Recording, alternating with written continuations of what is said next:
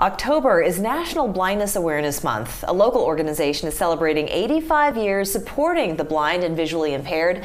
Joining us with more on who they serve and what they offer is Courtney Plotner, President and CEO of the Association for the Blind and Visually Impaired. Thank you for being here. Thank you for having me. So how many people here in South Carolina would you say suffer from some level of blindness or visual impairment? I think the most recent numbers we have are somewhere between 130 and 150,000. Wow, and so that's quite a few right here in the Tri-County area. In the Tri-County, the numbers we have suggest that there's around 15,000 plus adults alone who are blind or visually impaired. So what is the challenge for someone in this day and age? Because now we've got some new technologies that help out, but there are still challenges that they meet. I think a lot of the challenges revolve around having the proper training to even use the devices that are available to help. The resources now are much more than they were, on our 75th birthday or 65th birthday, but the challenge is finding somebody who is certified to help learn to use the equipment. So what kind of programs, what kind of services does your association provide? We provide full vision rehabilitation training, so everything from the moment you wake up in the morning till the moment you go to bed.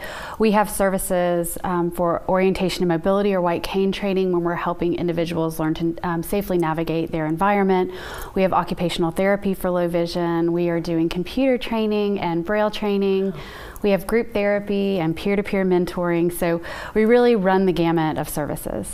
Yeah, when someone is diagnosed with visual impairment and something that could be degenerative, you typically would think that maybe their doctor would be there to support, but actually this association is such a backbone of the community to get people living an average life, right? Yeah, we like to think that we're the next step in the process. We work very closely with our doctors in town, and all of our clients are still regularly seeing a doctor or should be regularly seeing a doctor.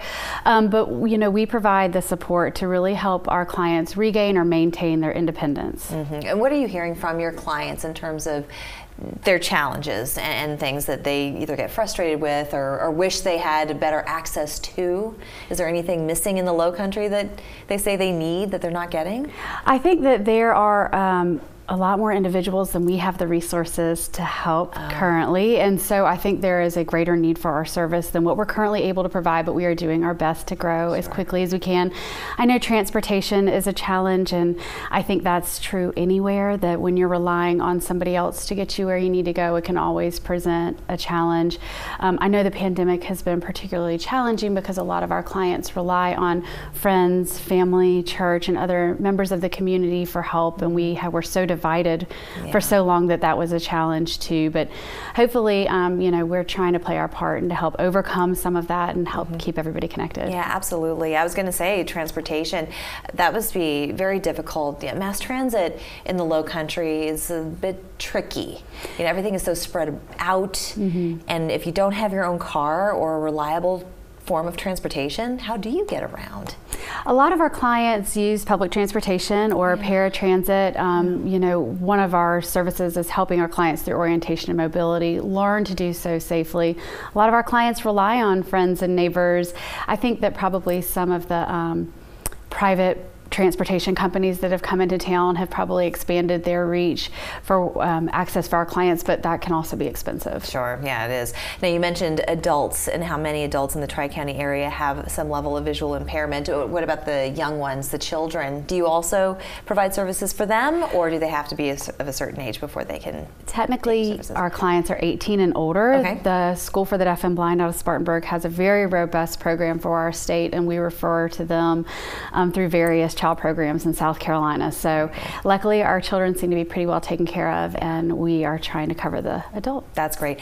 Volunteer opportunities, are you looking for volunteers to help out? Volunteer opportunities have changed a little bit during COVID, but we could always use help. So on our website there's contact information for everybody on my staff, but also just a general form that people can fill out if they're interested in helping. And donations?